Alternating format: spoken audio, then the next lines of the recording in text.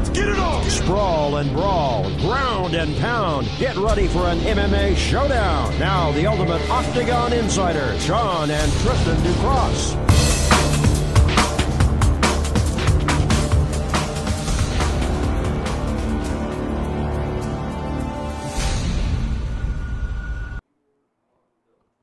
What's up, everybody? Welcome to the Ducross Brothers Sports Warriors. We are your hosts for this evening. I'm Tristan Ducross, as always, my partner, Sean Ducross. We have an incredible show in store for everybody. We got Amanda Asprion coming into the Warriors Den with your boys. We got Freddie Colbert in the building in the Warriors Den with the 86ers crew. He'll be coming on shortly. But in the meantime, Sean, let's just touch on a little bit about I.E Fight Night before we get Freddie onto the show. But I.E Fight Night again delivered 9 fights with finishes, fight of the nights. Well, let's be real. We didn't have fight of the night. We had performance of the nights. We were supposed to have 1 fight of the night, and then I think it was 2 or 3 performance of the nights. Instead, we just said, you know what? Screw it. We're done. We ended up having 5 performance of the night. Yeah, because we could not come to an agreement 100% what was the fight of the night, because there were so many good fights. But one kid that came literally from Australia, came all the way over, Ash Allen versus Edgar Ramos. Nobody thought that was going to be a fight, and yet they stood toe-to-toe. Well, because nobody knew. That's the thing about amateurs. You don't know what you're going to get. You don't know what you're going to see until they step foot into the cage. And that's the good thing about an amateur, is that you just don't know. It's unpredictable. And Ash Allen was one of those guys. There's a lot of things that you see in this sport that you don't get a chance to see in professional. You get some kids that'll step up total line and not move. Ash Allen did the unthinkable. When we saw Danny Silva and Larry Sosa at the very first I.E Fight Night, those 2 guys slugged it out in the center of the cage to the point that Larry Sosa had his mouthpiece knocked out and sent clear across the cage side. The last time we saw anything like that was, let's go all the way back. You would have Stefan Bonner and Forrest Griffin. You go to boxing, Arturo Gatti, Ward. That's it. So you look back and you saw Ash Allen and Ramos. I was over there cringing and going crazy because of the fact that I've never seen a fighter put another guy up against the cage and just swing his hands and not be able to move him back while the other guy's letting his hands go too. I was just dumbfounded about, you seriously cannot move the guy that's standing in front of you, and yet you're hitting him like a tank. There was one shot that Ramos landed a clean right that would have put any guy down. Because you saw in Freddie's fight when he hit the guy with the right hand. Rocked 17 him. seconds. Rocked him. He lands that against Ash Allen. We may have a different story going on right now. I'd probably say, you know what? I can't remember what weight class Ash Allen was in, but if he's in the same weight class as Freddie, October 20th, you know, I may want to see that fight happen. That may be going on that, you know, that avenue. Night of the Champions, we're talking about brute athletes that are not afraid to step out. And Amanda Asprion was supposed to have a fight on this card. Her fighter pulled out. That's another issue all in itself. But come Night of the Champions, October 20th, title belts will be handed out.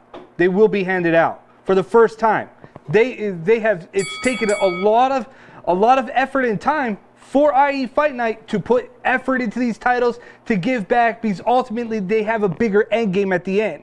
So those titles, that is to keep saying. Oh, I know. Bigger end game at the end of the line to everybody. Because I know what the end game is, and I can't say it.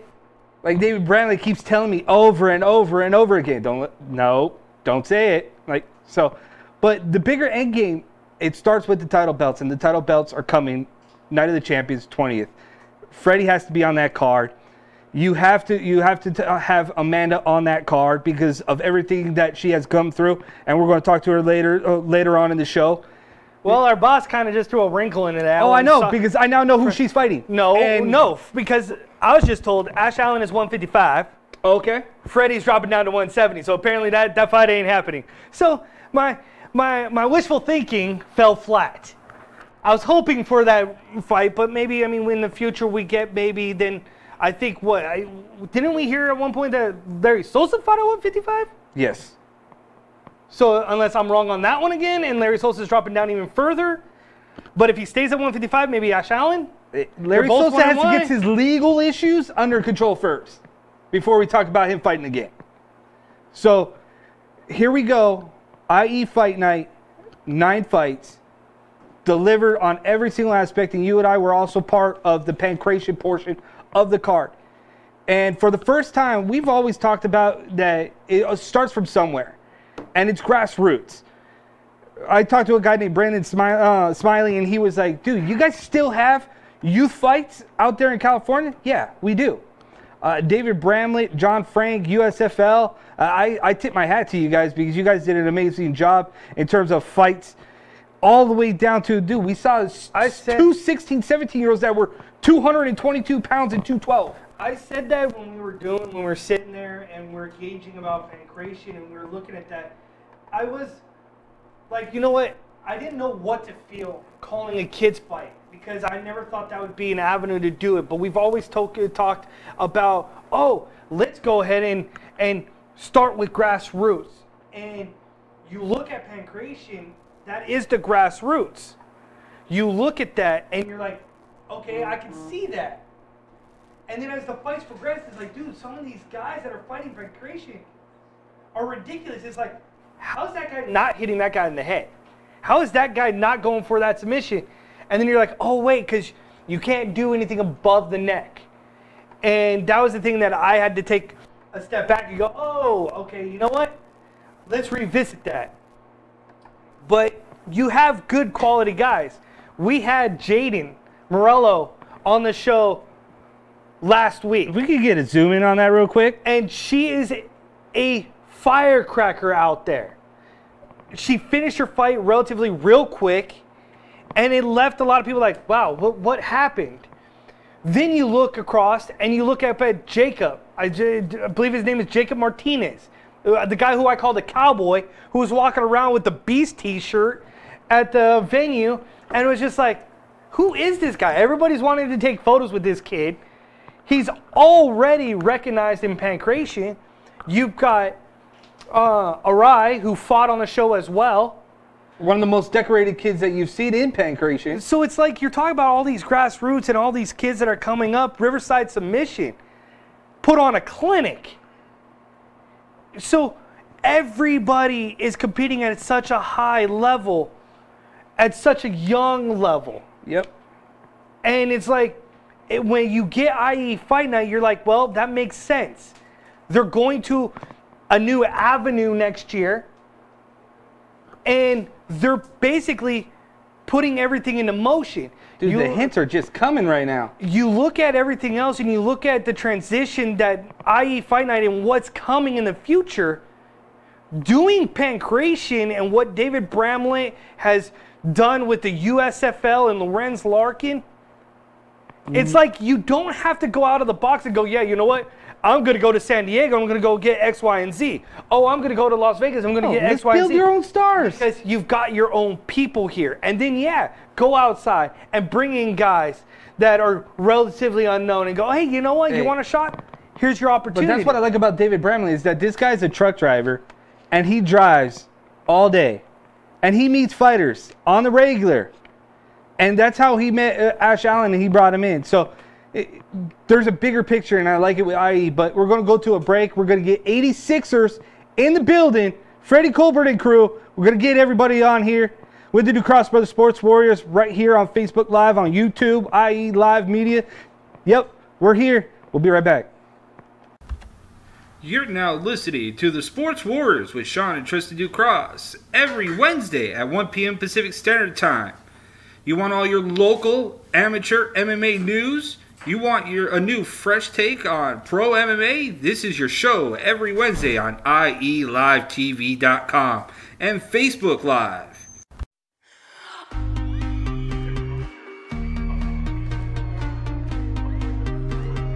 Hello, I'm Lyle Murdoch of IE Live TV.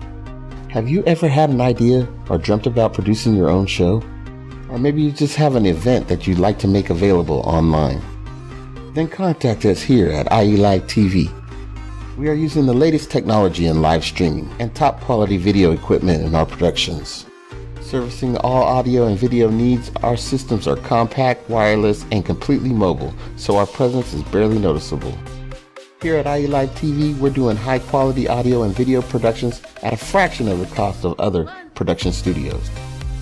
To find us, just go to www.ielivetv.com or give us a call at 866-831-5737. I.E Live TV for quality live video streaming.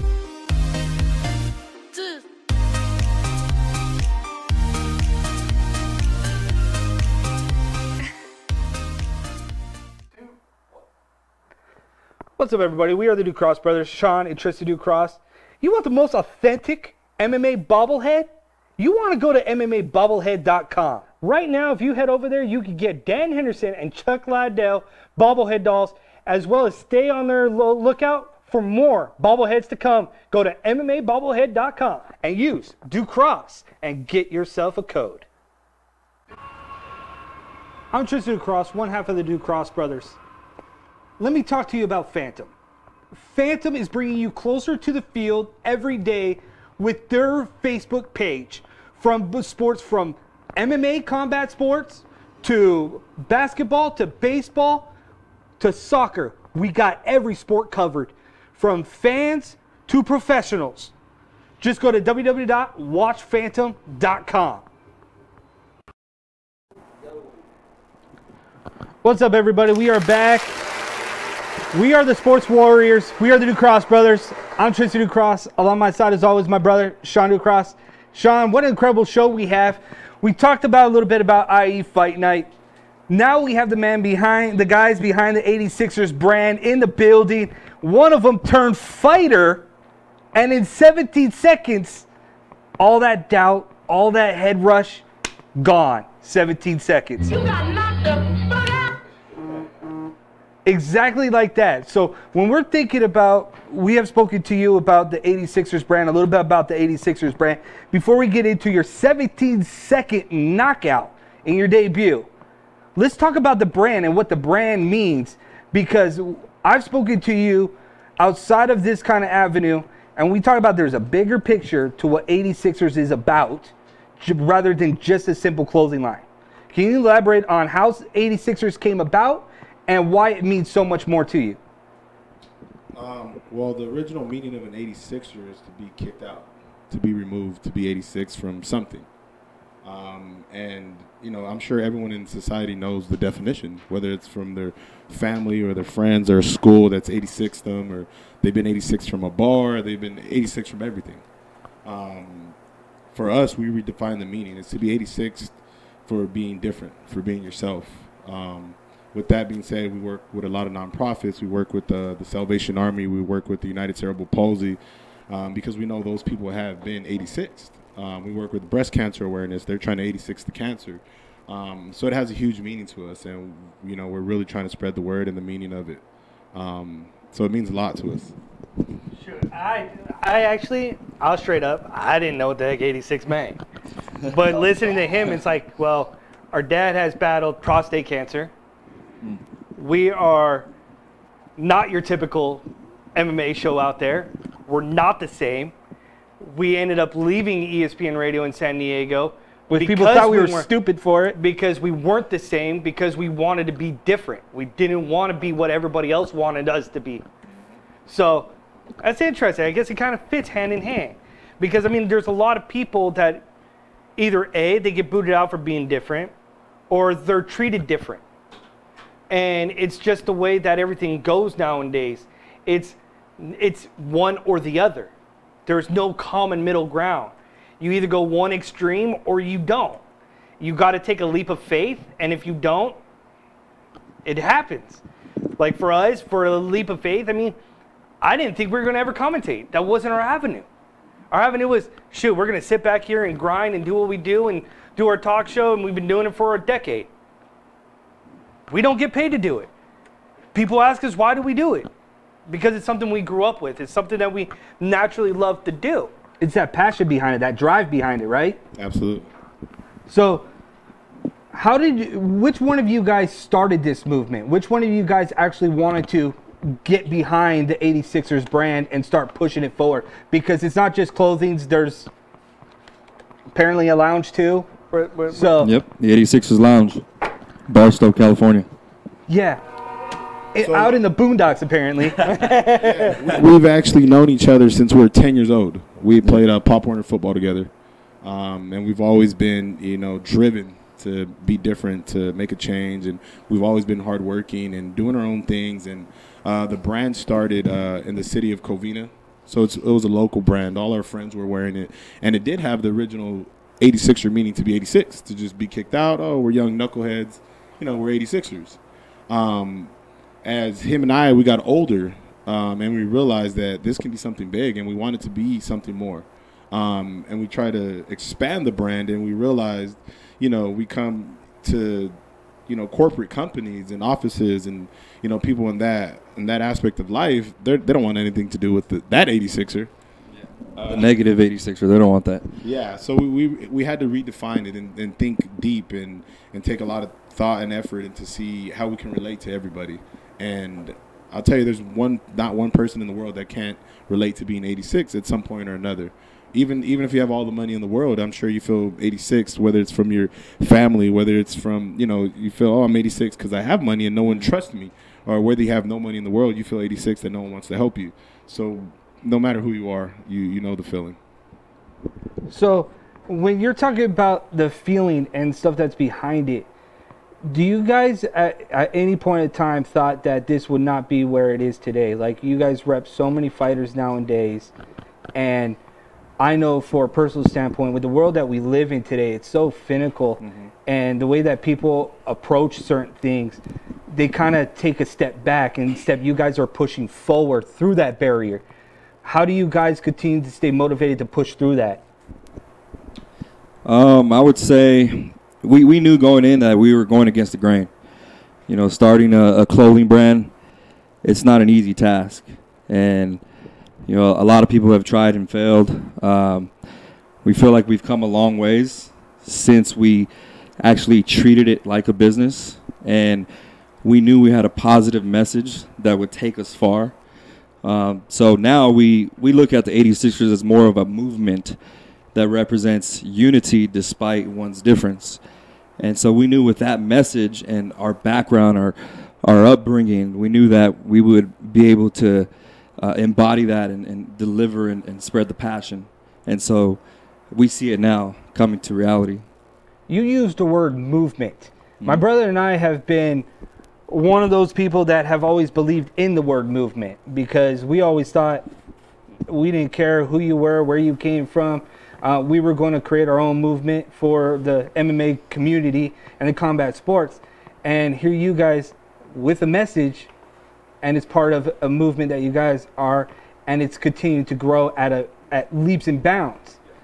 And all of a sudden, you, Freddie, you wanted to not only embrace what 86ers mean, and you decided to get inside of a cage where your family has been in the combat sports fight world for a while.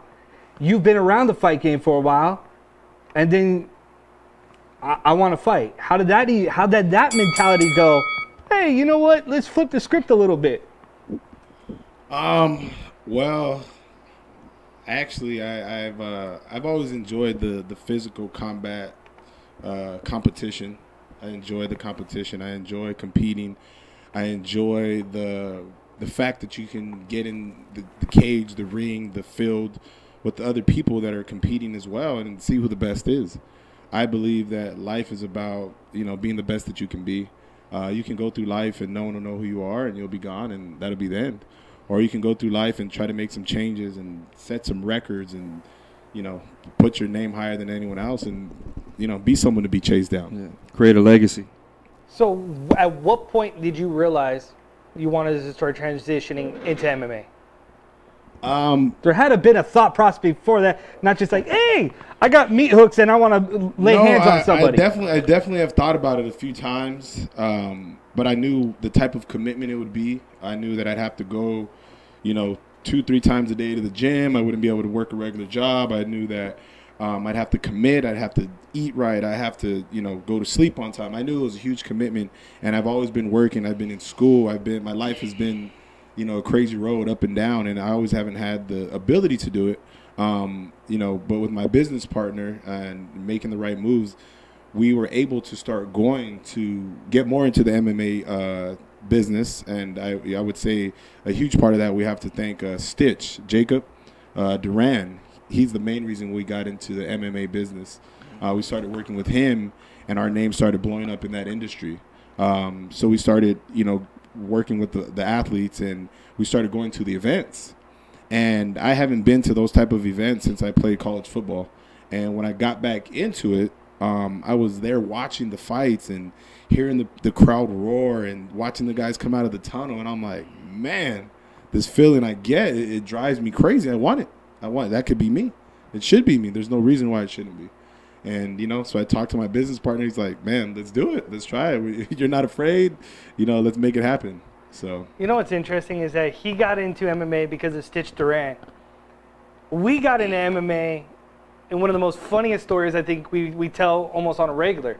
You talk about Stitch Duran, at least it was that avenue already. For us to get into MMA, it was one of those things that when we first started our show, it was a jack of all trades, master of none. We talked about anything and everything. We had no filter, no nothing. I mean, we just hit every single sport imaginable. And then American Gladiators came on.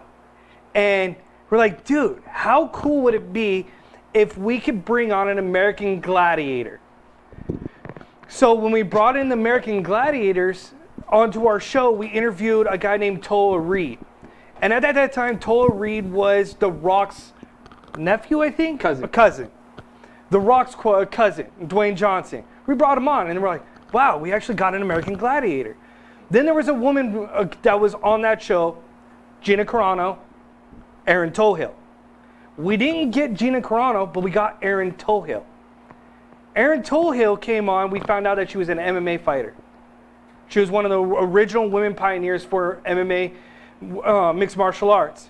We brought her on. We started talking about MMA, and we started talking about that, and it became a trickle-down effect. Like, wait, nobody in San Diego talks about MMA. There's nothing there. So then she was dating the head trainer for Randy Couture. Got us involved. Became a trickle-down effect. Now we're here. That's how it happens. Now we're here talking MMA. Now we're meeting guys like you. We're meeting guys like Bobby. We're meeting quality people in this field that at the time when we first started was non-existent. But we kept pushing and kept saying, you know what? We had a vision for our show. Be different. Be real. Bring on fighters that people are not accustomed to. And people who can relate to.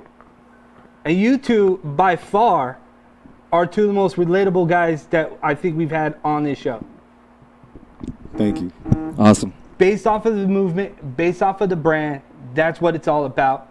And in 17 seconds, what ran through your head? Honestly, I tell everyone that I don't remember.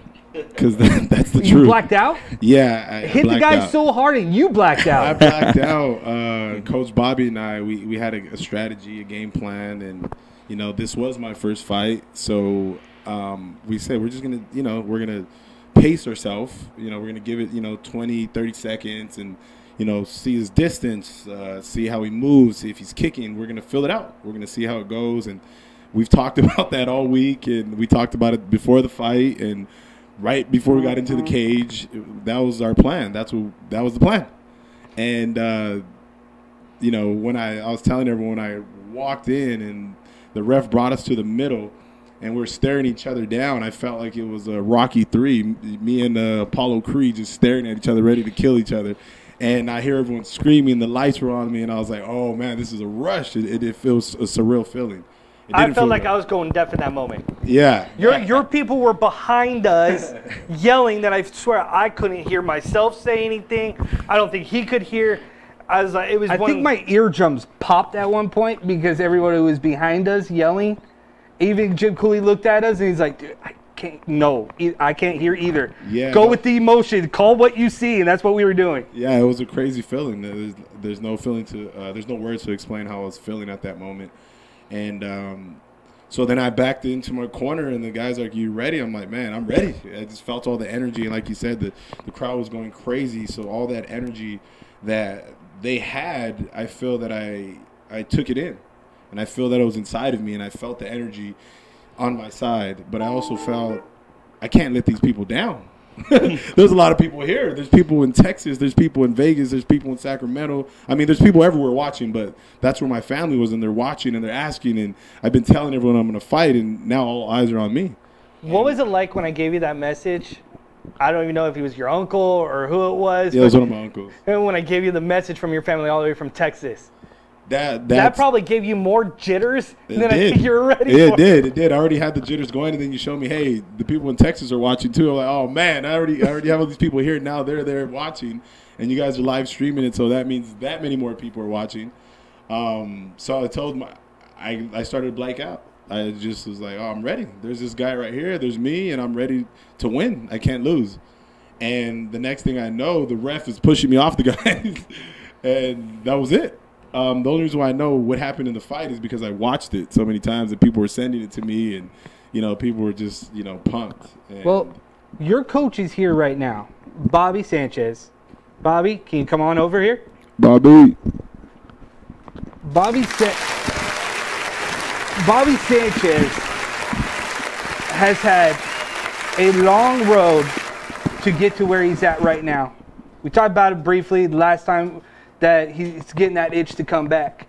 But here's a coach that was, I think it was genuinely the first time that we've seen him very out-of-body experience for him when he got in that cage to hug you and lift you up. Bobby, what was going through your mind when you saw your guy, listen, everything that happened and everything came to fruition. Almost everything. And almost everything. You were emotional. Oh yeah, after the fight I was emotional, but it was just great. Everything, he listened to everything up until the fight. Up until the fight. Up until the fight? We talked about this afterwards because if you watch any of the videos of everybody that recorded this fight, I was sitting there at the cage side. This wasn't the game plan. Said because this kid was supposed to, he has a little bit of groundwork. He's a wrestler, and I just wanted him to test his distance. Knock him down one time, let him back up. Knock him down the second time, then you can pounce on him. Knock him down one time, and he didn't let him up.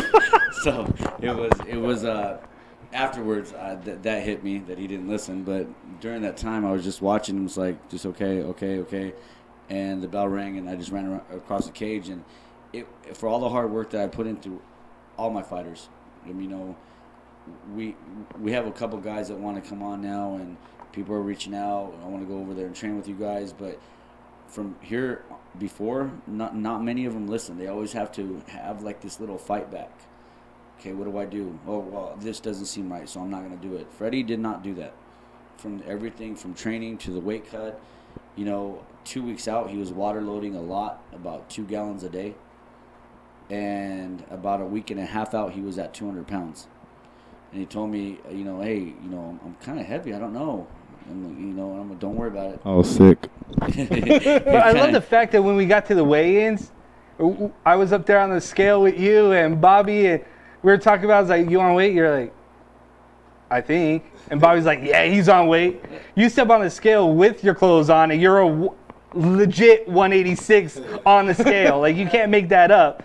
And Bobby's like, oh, see, he has it. He'll be ready when we weigh in. He'll be ready, and he'll be ready to drop weight for the next fight. But he listened to everything. The weight cut was easy. He didn't, about a week and a half out, he was 200 pounds. About a week going into the fight, he's like, I don't know. I said, no, let's just drop your water now. 193. Freddie, don't toy with that. 5 days, like, and you're about dropping 4 days out, 188. So it just came down after we dropped the water. So with him dropping down in weight again, coming up for his next fight, how are you going to adjust that? Oh, just the eating. It's going to be easy because I want to say about 7 months ago, January, we were in Pachanga for Alfred's birthday. We were at Pachanga. I think we went to watch a Lima Lay fight or Lorenz? Bellator. Yep. Was it Lima's fight? We went to watch Lima's fight. Lorenz fought on that card. There's a couple other fights. And that night, that weekend, I was like, dude, I'm going to do it. Like, that's it. Because we've been to a few fights before that. And after that one, I'm like, that's it. It's time to do it now. And it was January. Then we reached out to Bobby. And he's like, yeah, let's get to work. What intrigued you about going to Bobby's camp, Threshold MMA headquarters?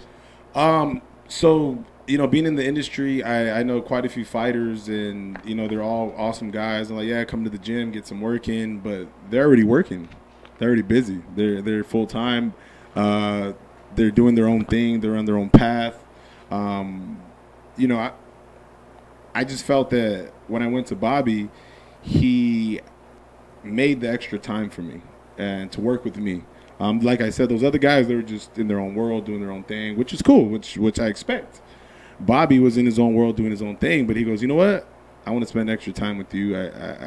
I've worked out with you. I worked out with Bobby. I've worked out, like I was saying, it's been in me, and I worked out in the past few years. I would go to the gym, and then I'd stop going. I'd go, and I would stop. But this time I decided I'm not going to stop. And when I went and worked out with Bobby, you know, I felt great. I felt at home. I felt comfort. Me and him were chopping it up like we've known each other for years. So that made me want to go back. And I didn't feel like hell week. I didn't feel like torture. I felt like I was working out with someone I wanted to work out with. It's easy to chuck it up with this guy. Yeah. I think it's hard not to talk to this guy. Yeah. He's an open book. And one thing that when we went from San Diego to here to make the Riverside Inland Empire area, we ran into a lot of the gyms that were like family based. And the first one we ran into was Art of 8. And they had that family vibe. And once you find that family vibe, you don't want to go anywhere else.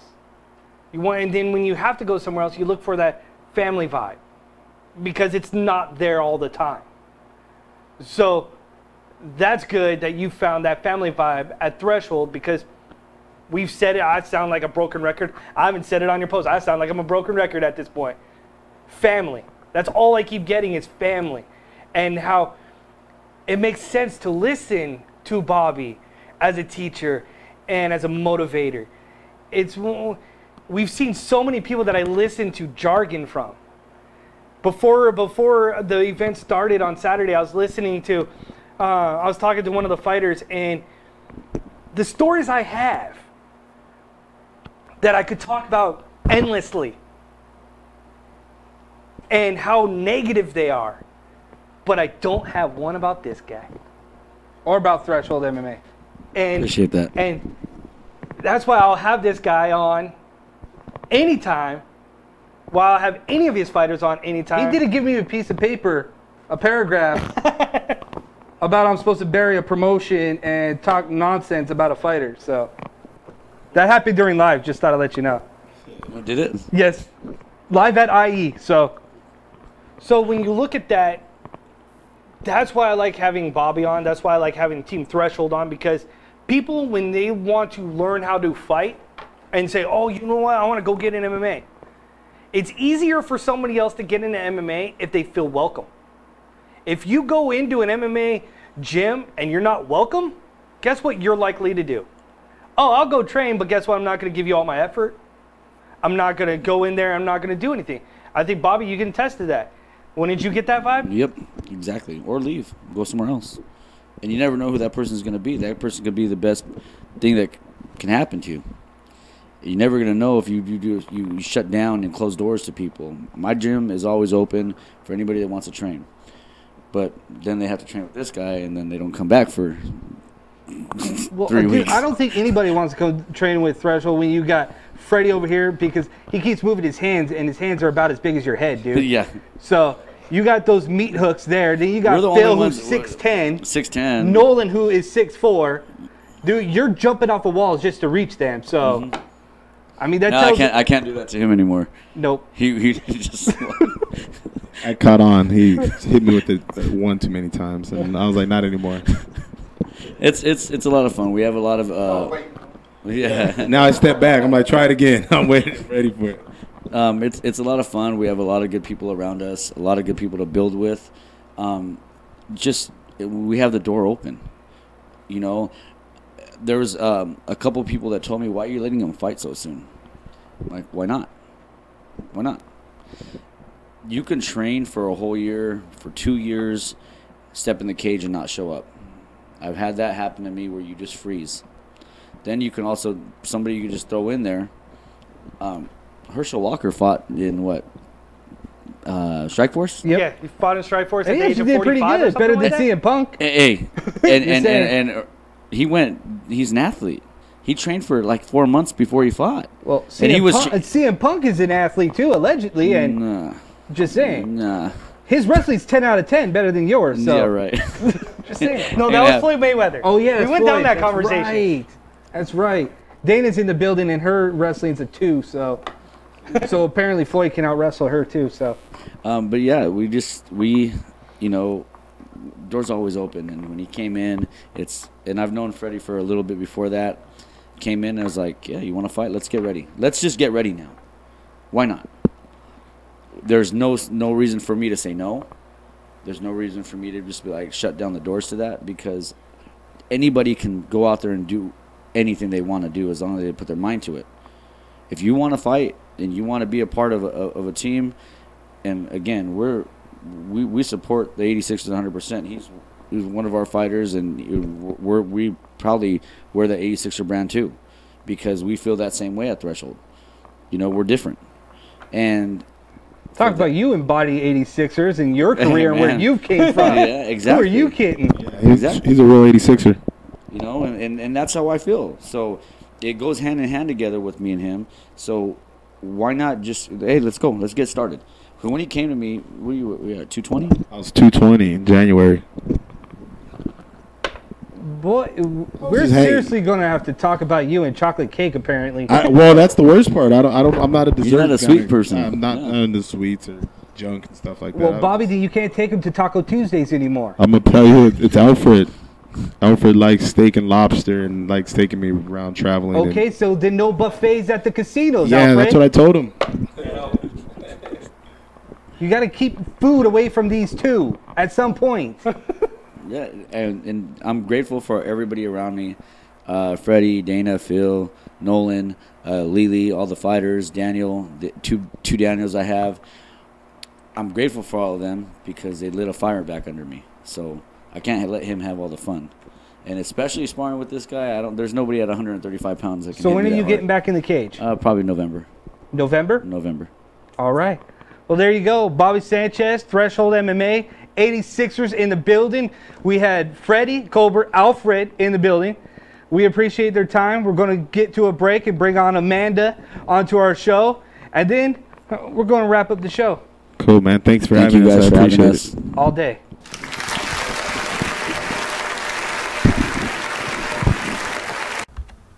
You're now listening to the Sports Wars with Sean and Tristan Ducross every Wednesday at 1 p.m. Pacific Standard Time. You want all your local amateur MMA news? You want a new fresh take on pro MMA? This is your show every Wednesday on IELiveTV.com and Facebook Live.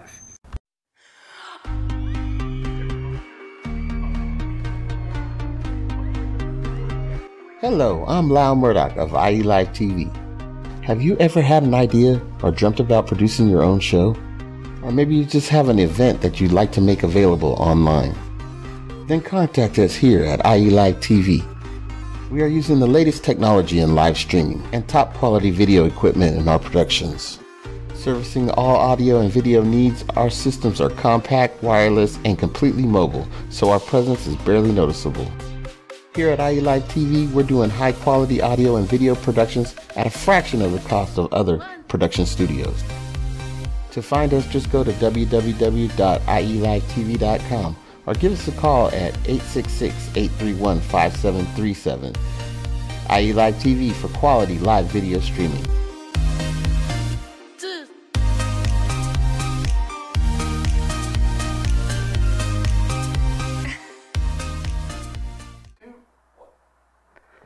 What's up, everybody? We are the Ducross brothers, Sean and Tristan Ducross. You want the most authentic MMA bobblehead? You want to go to MMAbobblehead.com. Right now, if you head over there, you can get Dan Henderson and Chuck Liddell bobblehead dolls, as well as stay on their lookout for more bobbleheads to come. Go to MMAbobblehead.com and use Ducross and get yourself a code. I'm Tristan Ducross, one half of the Ducross brothers. Let me talk to you about Phantom. Phantom is bringing you closer to the field every day with their Facebook page. From sports, from MMA combat sports to basketball to baseball to soccer. We got every sport covered, from fans to professionals. Just go to www.watchphantom.com. All right, everybody, we are back. We are the Sports Warriors, the Ducross brothers. I'm Tristan Ducross. Along my side, as always, my brother, Sean Ducross. Something we do completely different is we give you a different platform, and every single show is different. We bring on guests. We give you different feels. Because as you've seen, we're 10 times more mellow today just because we had Bobby and Freddie. No shenanigans. So we kind of cater to their little swag that they got going on. So we're really like here, right, instead of here. So you look at this, before we get into Amanda here. We have an announcement. Two of them, because both of them are in the Warriors Den, so I got the okay that we can actually announce it. Night of the Champions, October 20th. Dana from Threshold MMA headquarters will be fighting Danielle Waters, who just fought on I.E Fight Night. That's going to happen at Night of the Champions. Amanda Asprion is going to be taking on Sarah Perardi, who fought at the last I.E Fight Night showdown. So, two things you have to understand is that we actually got women fights? Yes, and something that everybody has to understand is that, oh, hey, guess what? These two girls won't pull out of a dang fight, and one won't have a medical issue that resulted into a hospital visit. If you can't cut weight and you have an issue, you don't want to get your medical records done, you don't want to get your blood work done, that's on you and you don't want to fight. Move aside. Amanda's here in the Warriors Den. Welcome. We have a photo up here of you holding the I.E Championship belt because we kept telling people that the I.E Championships are nothing to go home about. It's as real as they get. You held it up firsthand. You get a test of that. Real or fake? It's definitely real. Ooh, hey. And it's beautiful too, and it fits me perfectly, and it matches my outfit, so it's perfect. Coming Night of the Champions, there will be your weight class crowned. We are underneath the impression that that title fight is going to be yours. How do you get motivated for that? And knowing that it's all in, it's all or nothing at this point, because this girl that you're going to fight, Sarah, she ain't going to pull out. Yeah, I saw her throw down her last fight. She did pretty well, so I think that she'd be down to fight again. I think for a title fight, like, it'd be a lot more, like, I guess pressure, like something to be able to step up and take the fight and not back down and not have things happen. I mean, I know, like, accidents happen, maybe, like, something might have happened to the other girl, but, you know, I don't know. This fight is actually going to be at 135, so I don't think either of us are going to be pulling out. And there's definitely going to be a fight, and I hope it's going to be an awesome championship fight, you know, for the belt. But if it's not, I'm down to fight for IE fights more, and then so I can earn the belt, and, you know. So. What did you think? You've been out of the fight game for quite some time. Yeah. What did it feel like coming into an IE Fight Night and that venue and the electricity of all those fans that were there? It was actually awesome.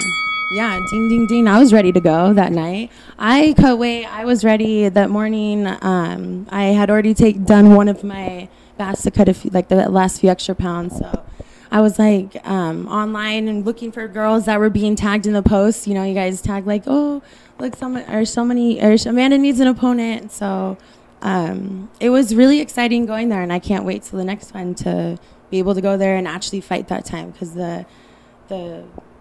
it was so insane. It was so crazy, and his knockout was super, like, it just sent the whole building boom wild.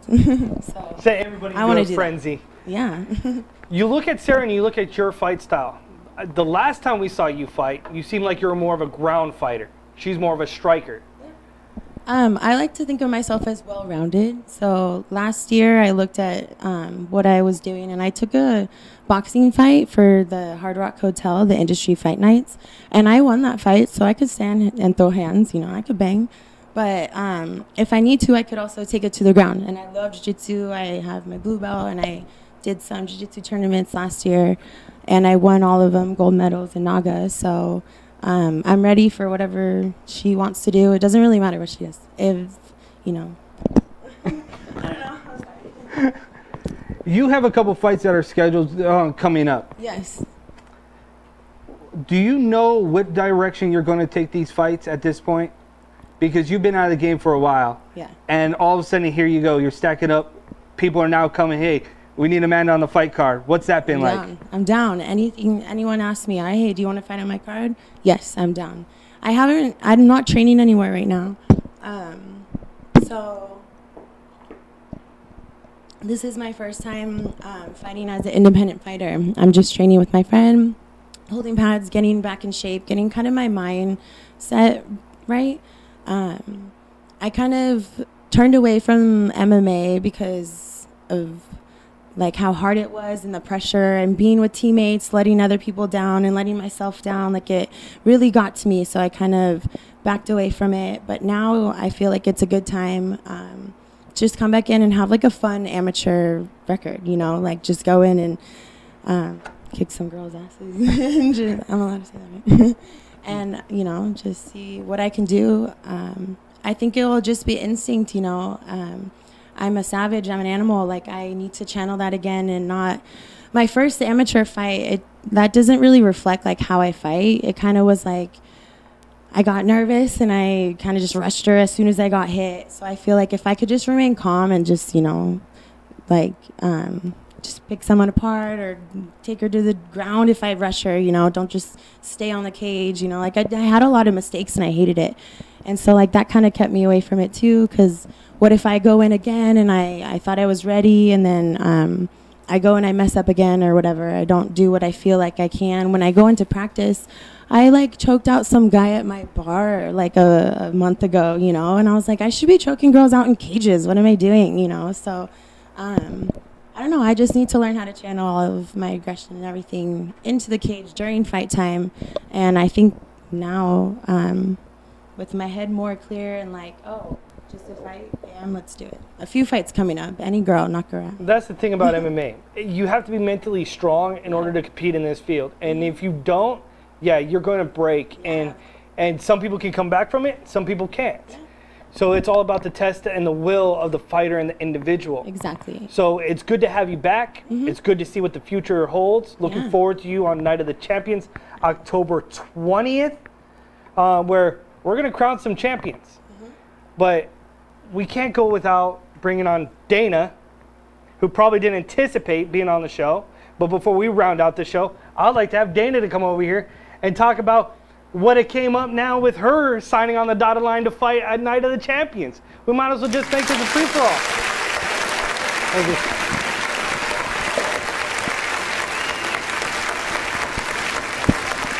See, anytime you're in the Warriors Den, nothing is off limits. I'm not going to stop by to just visit you guys anymore, just so you know.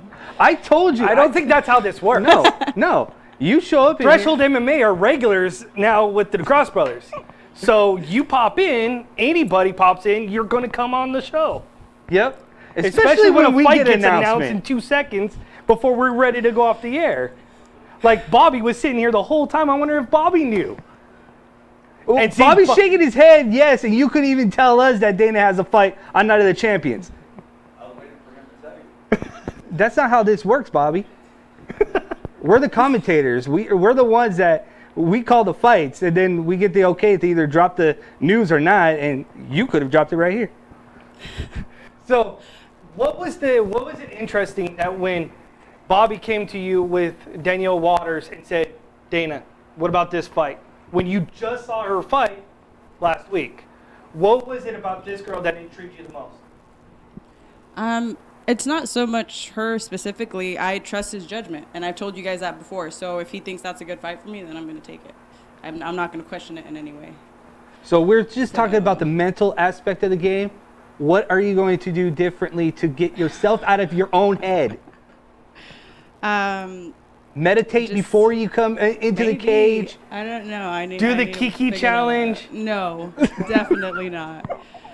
Watch Bobby do the Kiki challenge again. Maybe it'll get my mind off of fighting. I don't know. You know, I'm surrounded by monsters, so I mean, I got to step up to their level and work as hard as them, but at the same time, I think be mentally like as strong as them as well. So I got a lot of good mentors, a lot of good partners, and just got to get on their level with that part of it, I think. Now I got that commercial with Hart. I'm on a new level, stuck in my head. Really? But it seems like Threshold MMA is on a new level. Man is on a new level. 86ers is on a new level. I guess you could say Sports Warriors on a new level. 86ers. But we'll be back next week. We're done. 86ers, thank you guys for joining us. Freddie, Threshold, Bobby Sanchez. October 20th, Night of the Champions. If you're a fighter out there, you guys want to get on a promotion up and coming, this is a promotion. Get at David Bramley, get at Lorenz Larkin. These two guys do not bite, even though I think David Bramley scares the crap out of me. Hey, I spoke to him last night and told you he was a teddy bear. But that's it for the Ducross Brothers Sports Warriors. I'm Tristan Ducross. Along my side, as always, my brother, Sean Ducross. In the Warriors Den, every Wednesday at 1 p.m. Pacific Standard Time, we're your boys flipping the script on what it means to have a combat sports talk show. Until next time, hit us up on Facebook, Sean and Tristan Ducross, the Ducross Brothers, I.E Live TV, all day, every Wednesday. We'll catch you on the flip side.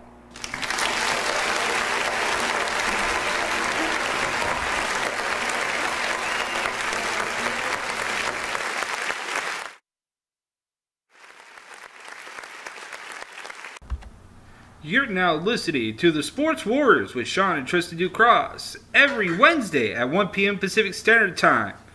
You want all your local amateur MMA news? You want a new fresh take on pro MMA? This is your show every Wednesday on IELiveTV.com and Facebook Live.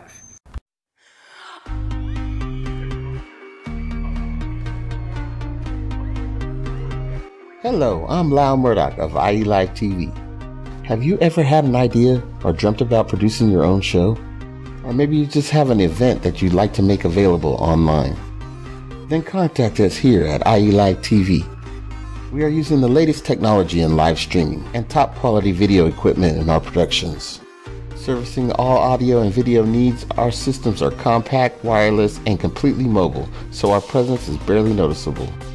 Here at IE Live TV, we're doing high quality audio and video productions at a fraction of the cost of other production studios. To find us, just go to www.ielivetv.com or give us a call at 866-831-5737. IE Live TV for quality live video streaming.